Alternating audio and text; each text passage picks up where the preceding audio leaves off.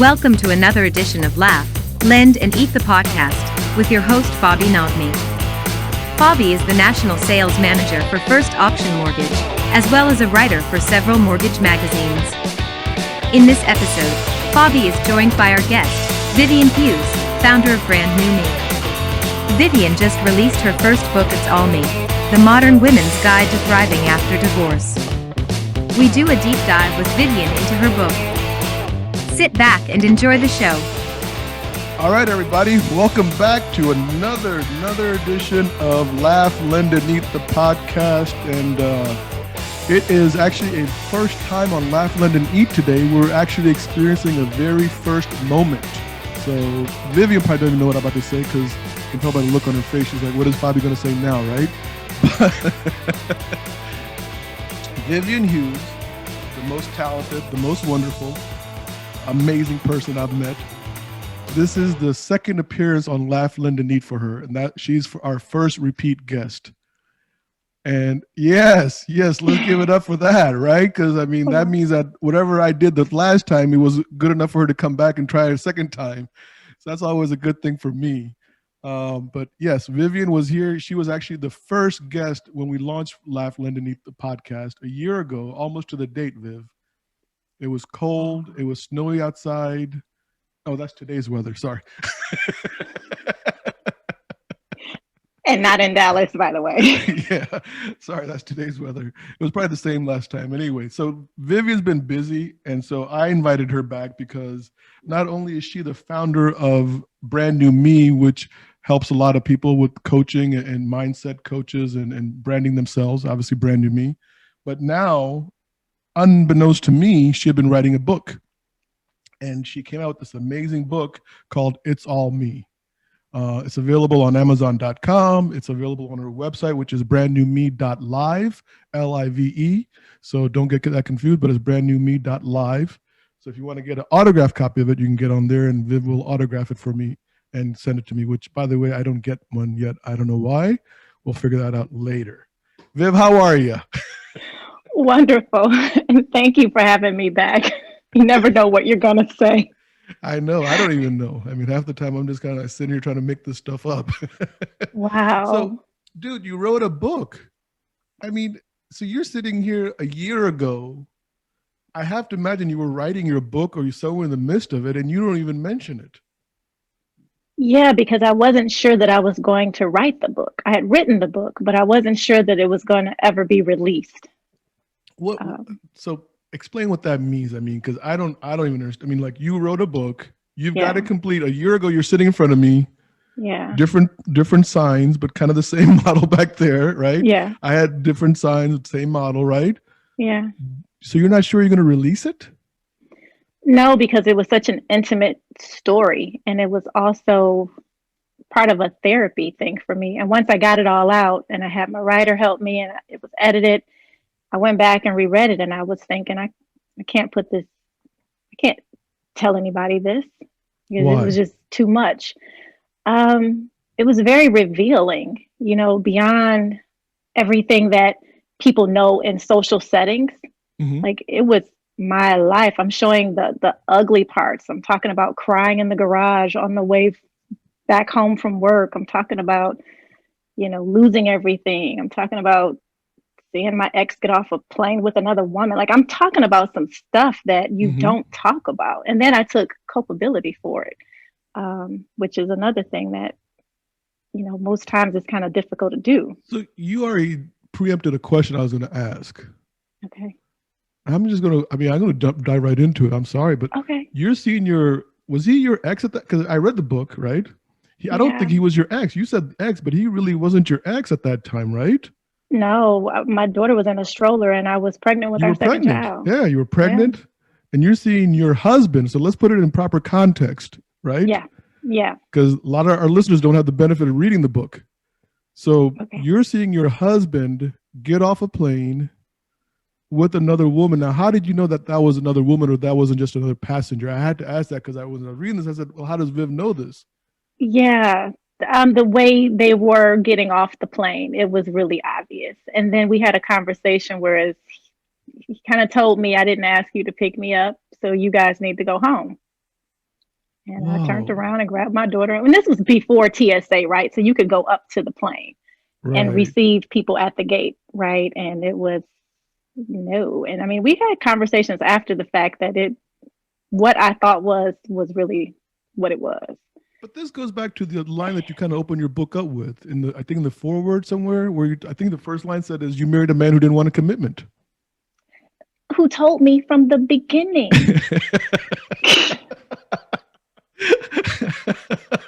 The craziest thing. He's like, I want you to, you probably will never need to date anybody else but me, but I want to date other people.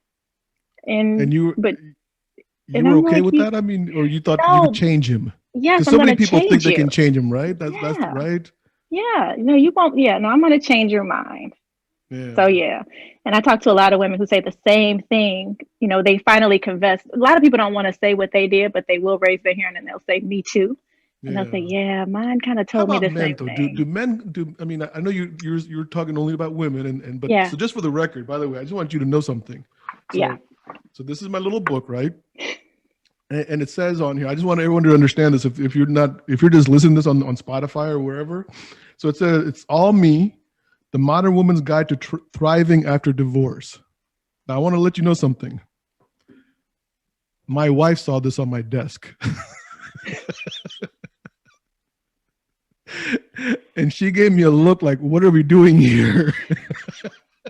Because it's her birthday next week. Oh my God. Your timing's impeccable. I mean, I know Mercury's in retrograde. We're not going to talk about that. But she, it's a weird topic, right? It's a weird, like, thriving after divorce. And you're talking about women, but really it's for anybody. Come on, let's be Yeah. honest about this, right? Because Yeah. the emotions you felt are universal and they're not based on any gender. That is true. That is true. But when you market a lot, marketing. So I knew exactly the woman who I wanted to share this story with. So I didn't realize other people would benefit from it until So when after you the say fact. when you say other woman you wanted to benefit, who is that other woman? So she was, had experienced a divorce, or maybe had a child with a man and it didn't work out. And the children are the ones suffering. So the woman suffering, the man suffering, but the children, the legacy is suffering at this point because them two, they can't figure it out. So I wanted to have a conversation with her to help shift her perspective to protect the children because they're hurting and they don't know which parent to pick. They just want to be happy. They just want to feel whole. So in your mind, I mean, if there's like one takeaway you want that woman to have, I mean, is it just, are you writing for that individual woman? Like, hey, this is my gift to you. Here's what I want you to walk away after you got done reading my book. What is that? No other individual on this planet controls what it is that you will have, what it is that you will be, and what it is that you will do. That's all internal. Everybody else is a vessel. They're not your source. Hmm. So let's put it in proper context. He may be somebody who you say, you need to pay child support, or you need to do this, you need to. There's no, and even like biblical teachings, they'll all tell you in different writings, no Yeah. good thing will be withheld from you. You are the creator. So as long as I take the power away from everybody that I'm giving it to, if I need more money, I'll get a raise. I'll have another opportunity. Some things will happen where money will flow into my life. If I need somebody to be there to support my kids from Yeah. a nurturing perspective, teachers will show up. Just different friends, people will show up in their life. So it's not So, like hammering down on the guy so much. yeah. So, I mean, once again, I hear that and my mind says, well, that's just not for women. Yeah. I mean, men need to hear that also. I mean, right? I mean, we've been kind of put in this weird box, right? I mean, I'm just telling as a man with a full Okay. beard, it's turning white, right? After all these years of getting my ass whooped, trying to figure out where I fit in, right? I I know. mean, and so what happens is you're in this box and you're like, am I supposed to be this father, this husband, this brother, this son? Who am I supposed to be? And I mean, your book identified a lot of the areas that I went through that I could identify with. and saying, okay, as I evolved into what I think is a more rounded human being, some people may argue with that, but as I evolved, I understood some of the things that you were writing. So I said to myself when I was reading this book, because at first I saw your book come out, right? And as a friend, I was a little hurt, like she didn't call me. I was like, she didn't tell me. I said, it's okay. I still love her. She's my buddy. She's my brain. She's my brain. Brain's doing stuff on her own, right? And then I saw the title and I was confused again, like, is this for women? And then I read it and it was powerful. It was just powerful, man. Kudos to you on it. Thank you. So let's dive into this book, shall we? Because obviously we have a limited amount of time. We're not going to get through the entire book at all, right? You talk about this thing throughout your book that is it's kind of like, it's a running theme, right? Was it my fault? The victimhood, you know what I mean? Could I have done something different? Am I going to raise my children wrong? I mean, this pressure, right, that you felt. I mean, how did you like come to grips with it? Like, how did it feel that first day after your divorce or something, or when you knew that the marriage was over? I mean, was it your fault? Or I mean, how bad was that whole thing? It was terrible because everything is crumbled. And the worst part is there's not like a time out to get yourself together because things have to keep moving forward. So kids have to be raised, bills have to be paid.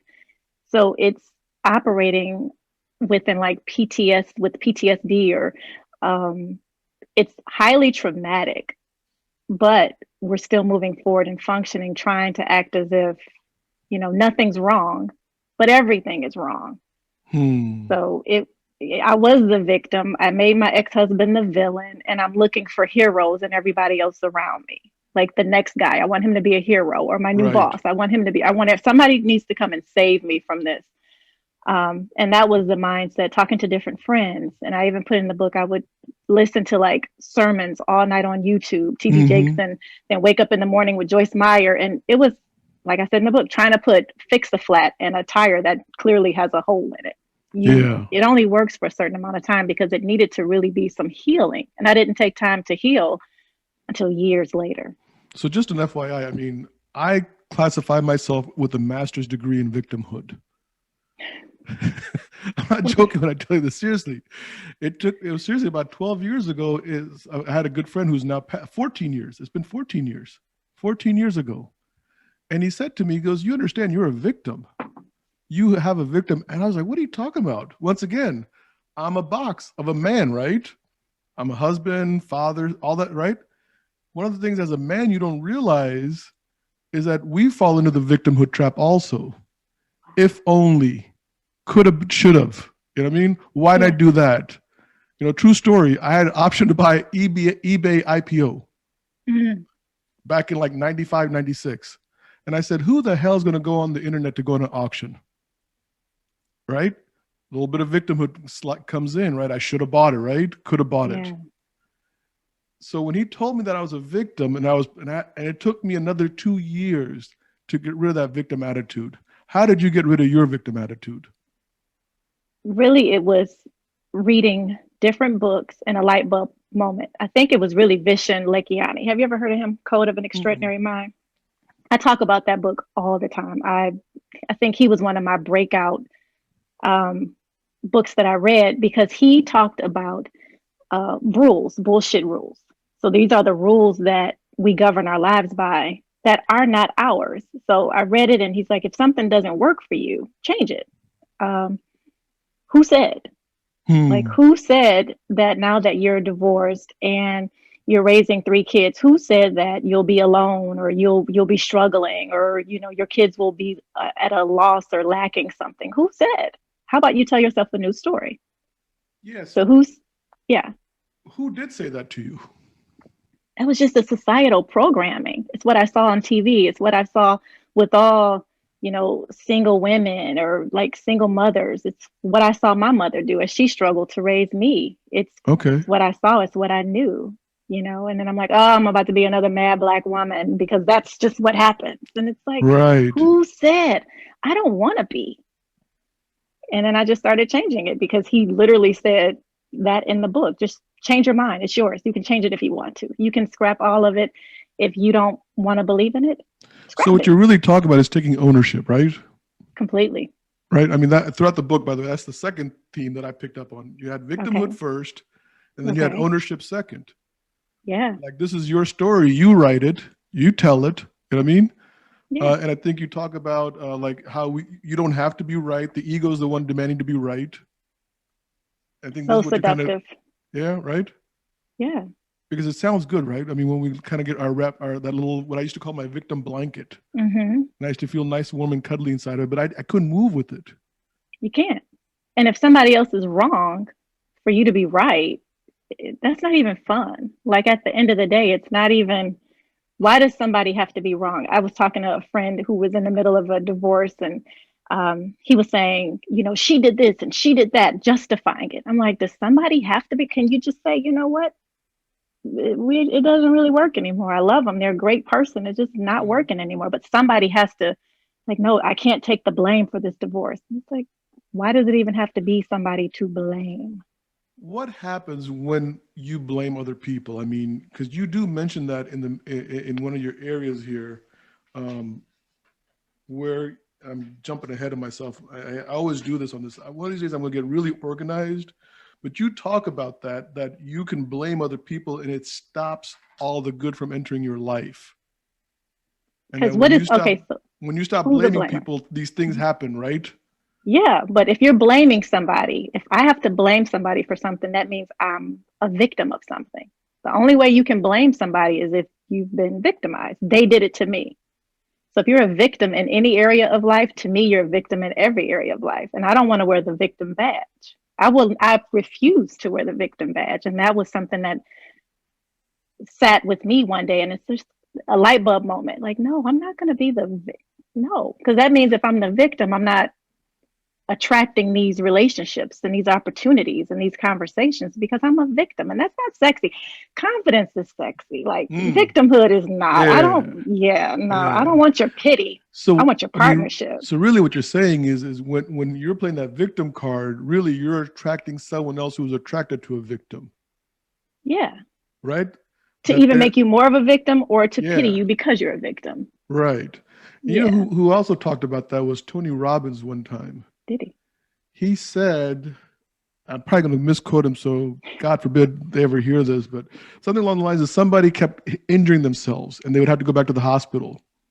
Mm-hmm. And when he came to one of Tony's seminars and he explained that he was always, Tony said, well, why are you doing that? He goes, well, that way people show up and they show me that they love me. And Tony says, they don't love you because they're showing up. They feel responsible and they pity you. Yeah. And like the guy had never connected the dots that people were actually feeling sorry for him. That's why they were showing up. This wasn't love. No. Yeah. So you want pity or you want partnership? I want partnership. I don't want pity. So when we talk about pity, I mean, I guess pity is the same thing as feeling sorry for yourself, but it's actually like in a third person form. Is that accurate? I'm just kind of guessing. Right? Yeah, it's kind of somebody like, else, because you need like somebody else pities me, right? Yeah. And so that has a very sick feeling to it. Just saying it out loud like that has a very, for me, I'm wondering. I'm like, Fabi, why are we doing? Can we talk about something else? Like this doesn't even feel good. Where's the last part of your show? Give me a joke, funny man. No, yeah. So you see how it's even a downer energetically. Our frequency dropped as we got into it. Like the whole conversation just kind of went. So that's kind of interesting, man. That just to kind of walk down that road with you. That was a very amazing little conversation. I hope everybody can feel that on the show. On page 135, you reference Esther Hicks remix on Wedding Vows. What does that mean? What is it? Yeah, I like you pretty much. Let's see how it goes. Yes. I won't make you responsible for my happiness. I've got that. Let's kind of show up and play each other's sandbox. What can we do to make each other feel good? So no like sickness and death and hell no. Heart. No. No. I don't want to put that burden on anybody. Really? Now you think it's a burden? I think if I put it on you, now it's your requirement to do it. And I think anytime you puts a requirement on somebody, it took the taste out of it. It's no longer like this deliciousness. Now, it could be a decision, and that's Okay. different. Okay. If I decide that I want to be there to take care of you and to love you and all this stuff, and I'm giving that to you, Hmm. great. But to require somebody else to do it for me, I think that's the It's part going I too don't like far. about it. So it's Yeah. almost like we're demanding it. Like, so there's a fact, there's a stat, excuse me, not a fact, that in America, I think the divorce rate was 50%. Okay. But here's the part that Okay. people don't talk about. And this Okay. is true, because if 50% of the marriages are ending in divorce, the other 50% are ending in death. So I never know where you're going. I never know. I hop on the ride. I buckle so up. it kind of goes back to what Esther was saying, right? I mean, you got Yeah. two options when you get married: divorce or death. Yeah. But Well, and what if you Esther have, is actually saying is like, let's just do this ride together and see how it goes. let's see how it goes. And the thing is, if you have children, your family forever. That was the other title of the book that I was like contemplating, divorce, but family forever.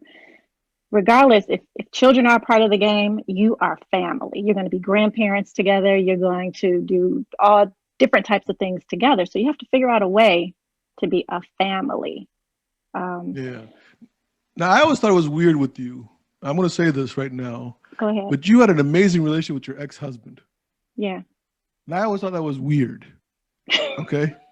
I think I even Why? told you one time because it wasn't normal, right? Because normally you hear the ex-husband story or the ex-wife story, and Yeah. it's like this and ragga-dagga and that ragga-dagga, right? And Yeah. yours was like, hey, you talk about it in your book about how you give your ex-husband the license plate numbers of someone that you're going to go on a date with, or Mhm. so make sure that what I mean, that everything is up and up, that you tell them the time to check in on you. Um, it was a very, I mean, like whatever you did, and I guess it's in the book, right? What you did. So I mean, if someone is going through a divorce, quite honestly, that's driving them crazy. If they follow your direction, the end result is what you had with your ex-husband. Yeah, and you can flip it. You can self flip it. It was a conscious effort to change how our demographic was playing out, how our lives played out. And once I made that switch, it was night and day because we used to fight. And I even put in the book cussing him out as therapy. I used to be Yeah. so pissed off. And we would all the way and my ex passed away a couple of years ago, which you know that. But Hmm. at the first 4 to 5 years of our divorce, ridiculous. We wasted so much time fighting because neither one of us were whole or healed. Then later, this light bulb moment goes off, and all of a sudden I'm saying things from a totally different perspective. And I stopped showing up needy and stopped making him the villain. And it's your fault that this marriage didn't work. And who can survive in that level of dysfunction? So Yeah. once I gave him, like we're good, like we're gonna be the best co-parents ever. We're gonna kill it. We're gonna write a book together. We're gonna do this. And he's like, okay. And then me and his girlfriend at the time, and it was his fiance before he passed away, but she and I are like amazing friends. And I even talk about how I felt like I manifested her into our Yeah. life. Yeah. But it was me basically saying, I don't want to spend the rest of my life fighting. I went back to my childhood. Like, who was I as a child, as a young girl, even in college? Who was I? I was always bright, funny, laughing, cracking people up like the clown, just high energy. And I was not her anymore. And then I was really sweet. I remember one of my ex-husband's his brother-in-law, he used to call me Sweet Polly. Like when I first came around and we were dating, Hmm. he's like, oh, Sweet Polly, she's just so sweet. And I was so sweet. But then after the divorce, I'm like this bitter, broken bag of bitchery. So stop right there for a second. So Yeah. you're sweet Polly, and then you're this broken bag of bitchery. What what what took you there? What was it? What was the downhill spiral that took you to I, that lo- spot? I lost my marriage. But how did you lose the marriage? I no longer wanted to be up in this thing with this level of dysfunction. We were not a cohesive unit anymore. So he was okay with the marriage, but you weren't. Correct. That's important to understand that, right? Because he was okay, like with you being a bad bitch or whatever, right? Well, I became that after the fact. I was cool while we were married. I was Okay. trying to, keep everything together as a family, like most women. I mean, we're just gonna be honest. A lot of us are trying to like make it work. What can we do different? What can we do to keep our family together? Hmm. And I'm not a man. I don't have a lot of men tell me about their story of trying to keep it together, so I can't speak to that. But I Sure. know lots of women, from clients to friends to just circles, Facebook groups. We try to keep it together. Like we really try. Wow. And then once the straw that breaks the camel's back, we're like, that's it, we're done. And then that's when the bitch kicks in. So Like, that's that statement that I've heard all my life: "Hell hath no fury like a woman scorned." yeah, yeah, Yeah, is that yeah, it's a true statement, huh? yeah. And it's now you're at the point of no return. It's like now you can't turn it around. Like this, Wow. if you ask women who finally filed divorce after like 10 years, 15 years or whatever, Hmm. and they're like, their ex-husband, sometimes they come back and they really try to work it out. And the woman's like, I resent you for not fixing it when we were still together. I've made the decision now. How did he react when you became this happy poly again? Um, That must have been a little switch for him, right? Like, what the hell just happened? Did I miss something? yeah, I think he really appreciated it. He was like, Okay. this is cool. Like this is cool. Because we began to be like friends and fundamentally we're both amazing people. He was amazing fundamentally, but everybody just has their story. Everybody has something that they're missing that they want to experience in life, their sacred contract. Like everybody's Hmm. life is playing out. I'm a co-star in this guy's story, right? Who knows what he grew up learning? I don't know what his societal programming was. I don't know what his mother and father grew up with, what they raised him with. But we all show up in these relationships and we're thinking, you're the one. This is going to work forever. Well, Yeah. the Yeah. man told me from day one, let's just date and have a good time. And I'm like, oh no, we're gonna get married. And actually, I'm gonna buy my own ring and Yeah. put it on my finger.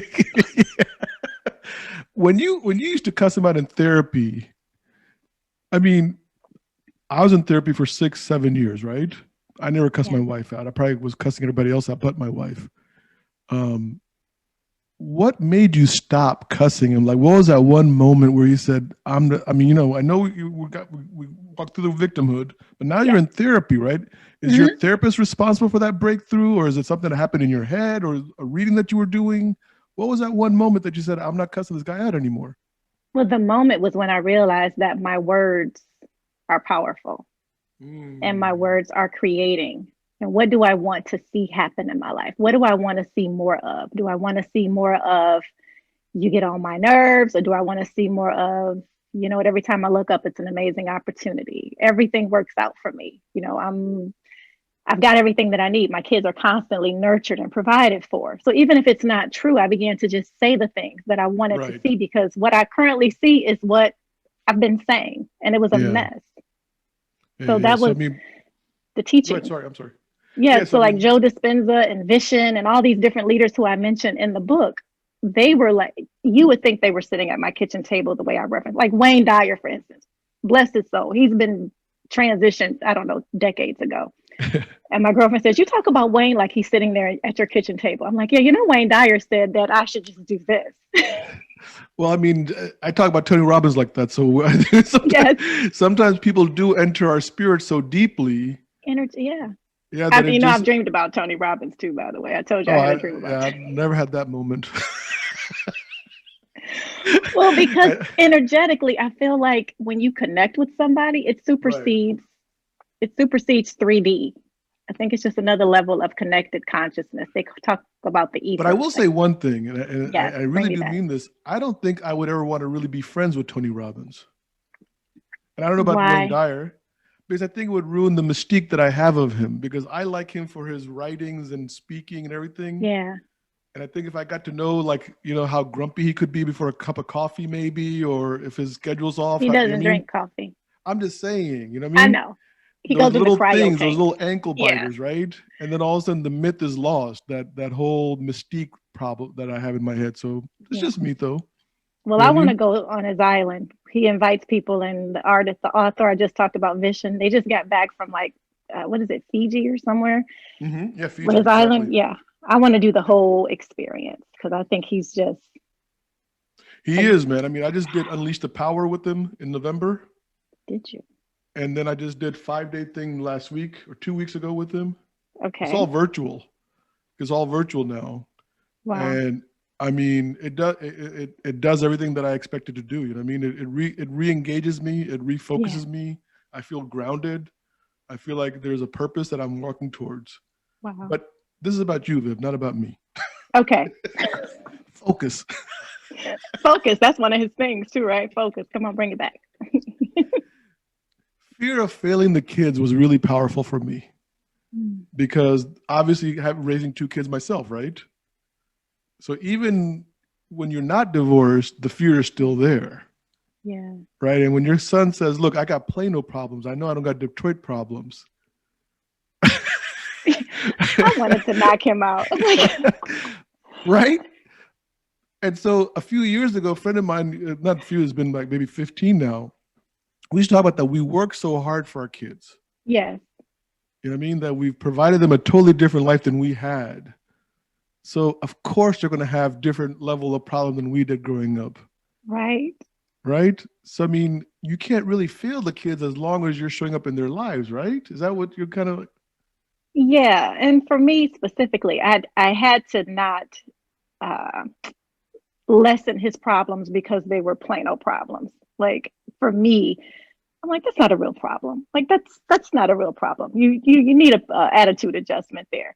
But for him, it was a big deal, and Right. I made light of it, of Can what you his share a problems problem were. that he had? I mean, are you okay if he's not going to get mad at you? And by Plano, we mean Plano, Texas versus Detroit, Michigan. Correct. Yes. I don't even really remember one. It might have been Like he can't borrow the car on a Friday night. something to that degree, but he was even younger. So maybe he had to walk home from school and he had a gym bag, his football uniform, and his instrument. And that was a big deal. It's like, he wanted me to walk with all this, or I don't, it was something that I felt was just like, I Yeah. can't handle this right now. I'm trying to make sure the lights stay on for the month and we have mortgage due or rent due. I think we were renting at the time. It's like, get out of here. Like, Yeah. that's not a real problem. And now you said that he understands today a little bit more than he did back then. Yes, big time. And he wrote Is it? a little bit in the book. Mhm. With knowledge, like with time and experience, he's seeing, okay, yeah, I was tripping. He goes back to say that, but being a safe place for him to articulate whatever it is, that's something that I wanted to always be. And like now we have a relationship where if he thinks it, if he feels like he wants to talk about it, he knows he can just come to me, get it off his chest. And it'll be some things that, I bite my tongue. I'm like, oh, don't say nothing. Try not to show a reaction. Just let him get it off his chest. But he definitely uh, is comfortable now because I don't like, get out of here with that. Now, Because if you say get out of here, did your other two kids have Plano problems also? they didn't articulate them. So if they did, I don't know anything about them. No, my daughter, Lauren, she's 21. Lauren would say, Mom, I don't even understand why you're entertaining these boys. Like, stop. They're crazy. All right. So look, we have about 10 minutes left. Okay. I wanted to dedicate a lot of this to the Matrix.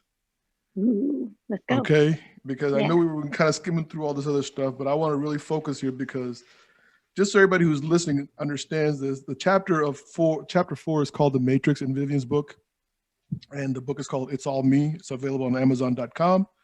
But chapter 4, The Matrix, is mind-boggling. I mean, literally, dude, I'm telling you, I was stunned with what you wrote. I didn't see that side in you all in all these years. Maybe that's what it was, you know what I mean? But they were so powerful what you wrote in this chapter that it moved me to no ends. I mean, I can't go into all of it because we just don't have enough time. I'm just going to read you some of my notes, right? And I'm going to question a couple of things. So we're going to start off with a question first. And this is where you mentioned Vishen Lakhani. I probably pronounced his name right? And you write, well, he dives deep into programming and rewriting your belief system. And we talked about this, right? But what I want to know, because I've really discovered something for me, I want to find out, are we rewriting or are we uncovering who we really are? Right? I like because, uncovering. Yeah. Yeah, because see, and what I sent to you over the weekend from Sarah Yeah. Blondin, it's like we're already there, right? So do we have to rewrite?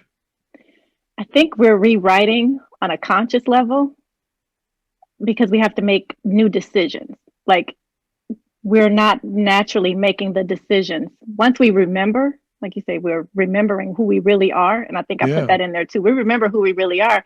Now I need to reestablish some habits based on that. Like when you talk about you being Polly, happy Polly, whatever you called yourself, right? Hmm. You really uncovered happy Polly again.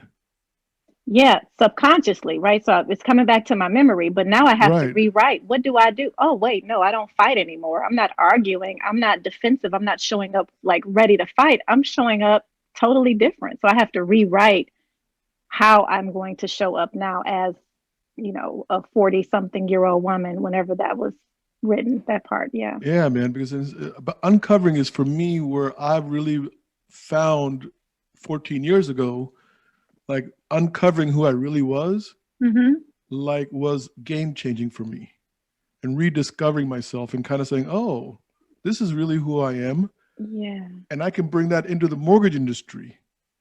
I can actually be myself. I don't have to be this guy in a gray suit, a white shirt, and a blue tie, Yeah. right? I can put on a t-shirt.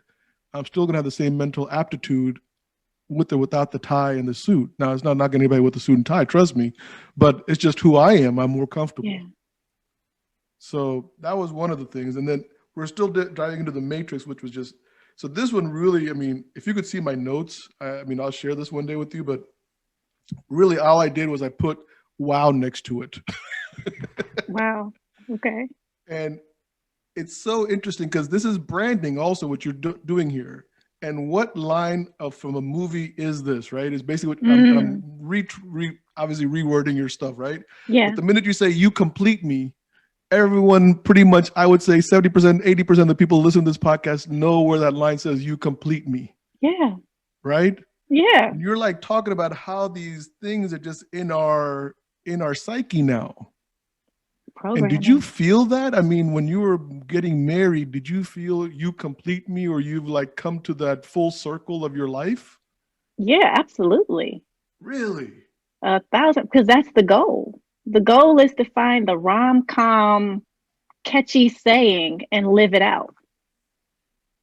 That's the goal. When girls are raised with baby dolls and looking for Prince Charming, and boys are raised with GI Joes and learning how to fight and how to build Tonka trucks, and girls are like taking care of the baby, and the baby doll's on the floor, the mom's like, "Oh, you didn't your baby doll's on the floor, oh, and you've got to take care of it." Like that's so to bring somebody into our story, or to bring somebody into my story. It's like, oh, you okay, cool. Now I can have my babies. Now I can do this Right. because you fit that, you feel the position. Do you think that women nowadays still buy into that? I mean, isn't there like a step away from that kind of like where, I mean, I think Hollywood's done a pretty good job of kind of Mhm. moving away from you complete me. And I know I'm going to date myself when I say this, to an Ally McBeal kind of character, Yeah. right? Where it's independent and you can be who you want.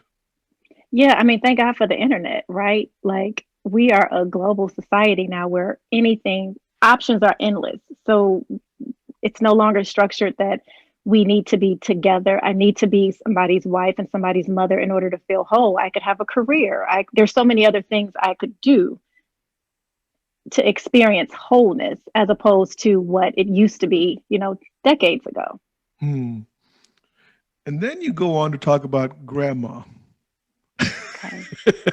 which, right? I mean, like you've already got me like my back to the wall. I'm just telling you how I felt like when I was reading this, right? Okay. You got me to the back of the wall, and all of a sudden you bring in grandma, and let's talk about the how's the right way to say this? The Black experience of the Hmm. grandma, Yeah. right? I mean, I grew up in the Black community, right? Hmm. And I know I totally understood. Like I was talking to a friend of mine actually, and just the other day we were talking about your book, Oh wow. and I said, Wendell, I mean, he goes, oh yeah, yeah. He goes, my grandma was 3 blocks down from my house. My aunt was here, 2 blocks, and how the suburbs have kind of taken that away, right? Yeah. But in the like back when he was growing up, especially, right? grandma was this mystical creature that could do no wrong no matter what she did. And you bring that out here. So, I mean, Absolutely. And my grandma lived next door. so was she mystical to you growing up as a kid?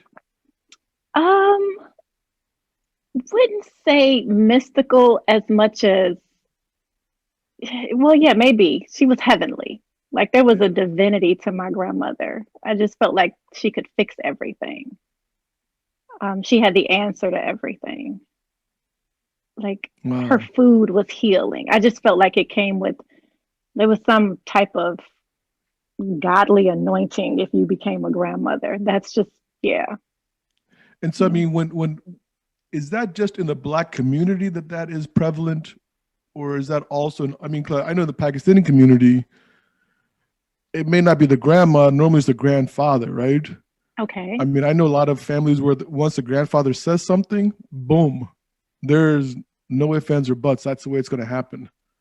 You Mm, know, I mean, I know a lot of families like that still today. Uh, okay. but so there's always some matriarch, patriarch figurehead. Yeah. Do And the we thing find that in all communities? Have you talked about this with other women? so here's the thing, the part that just struck, like rung up something when you said it to me, is because you said the grandfather.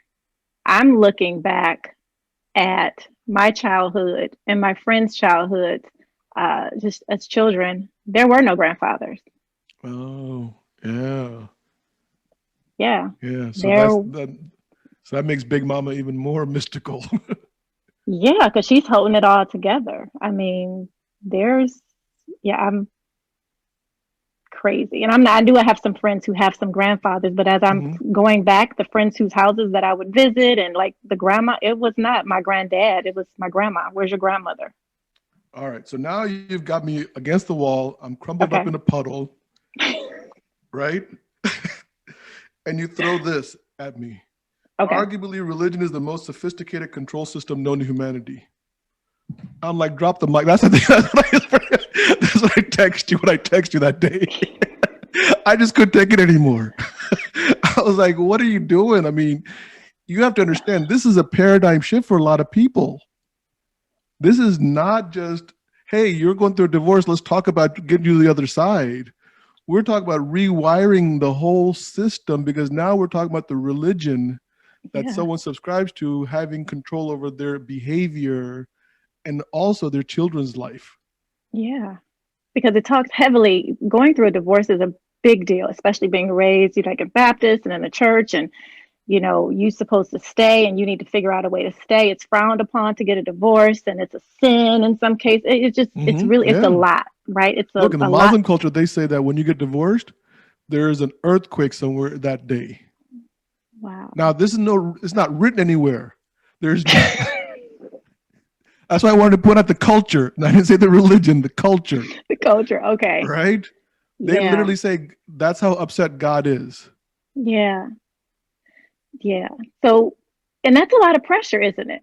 On the Yeah. on the person who's like feeling this, I can't stay here anymore. Like Hmm. that's a lot of pressure.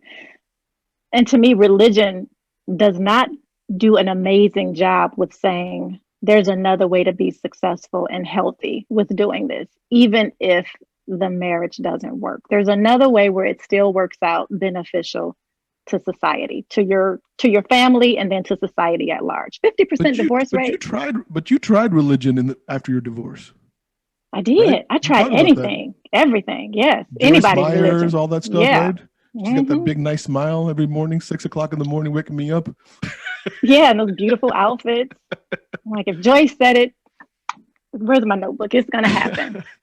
Yeah. So, and what happened? I mean, you go to church every Sunday. You did the midweek stuff. I remember you were talking about that in Yeah. the book, right? It Yeah. didn't work. It did. What happened? I mean, why did It was why temporary did religion not work?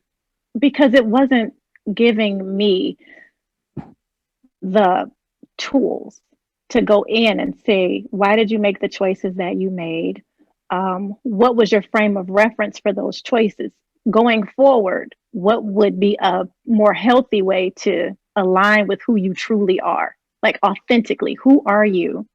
What choices would you make? And again, I put in there in the book on the back, I think I went from somebody's daughter to somebody's student to somebody's mother to somebody's wife to somebody's mother. At no point did I say, who am I as a woman? Like, just who am I as a woman? The college isn't demanding anything. The job isn't demanding, nobody demanding anything from me. But as a woman, who am I? I didn't take that time out until after the divorce to realize, oh, you know what? This is who I am. This is what I like. This is what I want to experience. This is who I am, and this is my value, independent of degrees or skill sets. It's interesting. There's a saying that I heard recently, and you just made me rattle it in my head right now, which is that society kind of tells us what to think about, but it doesn't teach us how to think. Correct. Yeah. That's a and good what one. you're actually talking about is learning how to think. For yourself. Yeah. Just learning how to think for yourself. And isn't that similar to like putting the oxygen mask on yourself first before you help somebody else? Like if you can't think for yourself, how are you going to be able to teach your children how to think? Yeah. And how are you going to hold space for them as they learn how to think? Because it's not necessarily our job to change how they think, but how do we hold space for them to just put some guardrails up and give them some tools to learn how to think? Because my kids say things all the time that blow my mind. And I'm like, wow, I didn't even consider that. What? Because they know I'm not a dictator. I'm not saying, yes, we're going to do this because I said so, because this is the way it should. No. We call Alexa, Siri, and Google all day. I'm like, well, let's look it up. Let's get some different perspectives on this. Yeah. Nice. Yeah. Viv, we are coming out at the end of the time here. Just as a friend, I'm going to ask you, you don't have a second book that you're working on right now, right? No, and you said that in the beginning. I'm not. Anything going on exciting that I should be aware of, like a movie or a TV series, something going on? No. I failed to ask these questions last year, and it's my fault. I take ownership of not asking last year. No. And I had a couple friends. No, a couple friends did say, like, how did you not tell me about this? It was so intimate. Like it was something that, like I said, it was therapy. It was catharsis for me. It was cathartic. No, so there are no other projects in the hopper other than working out some type of talks and courses or some type of supplement with this book.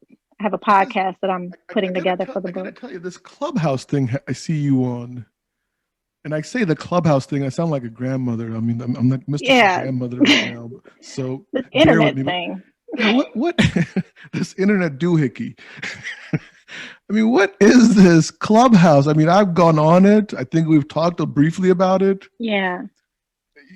It seems very mind-boggling because this morning I did hear Grant Cardone, giving his thing on something, and there's like 1,100 people in this room, and I can't listen longer than 10 minutes. I gotta be honest with you, right? Yeah.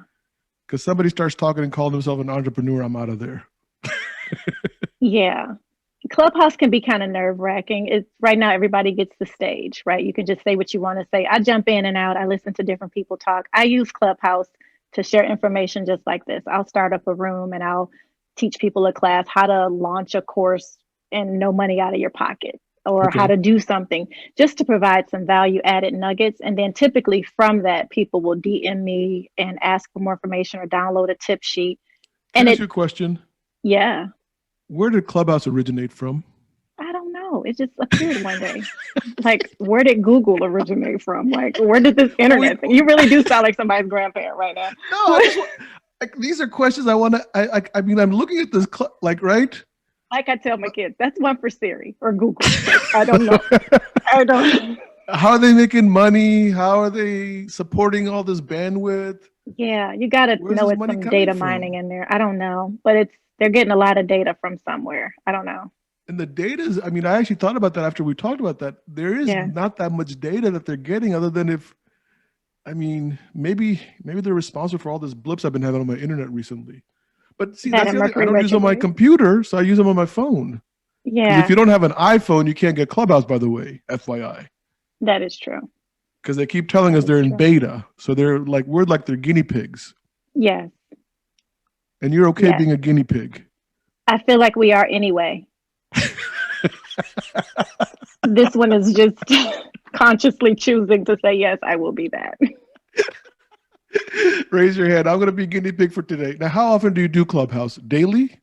No, I don't. I have two talks that I'm a part of weekly. So like Monday and Tuesday, I'm on Clubhouse. I'll pop in every now and then. I like Les Brown's room when he hosts the room. I do Yeah. listen to Grant Cardone or Damon the Shark, John every now and then. Barbara, can't pronounce her last name, the Shark. Um, I listen to some people. Pop into some astrology talks just for like it's entertaining. Yeah, there's actually a Buddhist room that I've been going to that's pretty cool. I'll invite you Ah, to it. please do. Yeah, they do Ping chanting me the on it, so next it's pretty time. cool. See, that's the type of stuff that I would want to, Right. have access I to. kind of found my own little place in there where I felt like, this is what I need. Yeah. And that's the thing with Clubhouse. There's something for everybody. Yeah. I mean, I Yeah. don't know how it's all going to go down, but we'll see. I But don't anyway, either. Viv, I don't want to take up more time than I know I've taken from you. I love this book. I think it's amazing. I think you've come an amazingly long way to have written this book. I Thank you. mean, anyone who reads this book can see that. And I think, the more people can actually get their hands on your book, I think the more people will be actually helped and beneficial. I mean, it's beneficial for almost anybody. I mean, I know that you're talking about writing a new byline for it, all that stuff. I'm not sure if that's needed, but that's just my opinion. I'm going to stick to it. I'm going to own it. How's that? And when it's most So, valuable, I appreciate your yeah. time and your platform and always talking to you. So thank you. All right, Viv. Thank you so much for coming on. Have a good day. You too. We hope you enjoyed this episode of Laugh, Lend and Eat, the podcast. Once again, thank you to our sponsors, First Option Mortgage and One Good One Staffing Services. We have enjoyed all the comments we have been receiving. Please keep them coming. To be notified of any updates, please be sure to subscribe to Laugh, Lend and Eat on the listening platform of your choice. Thank you for listening and have a great day.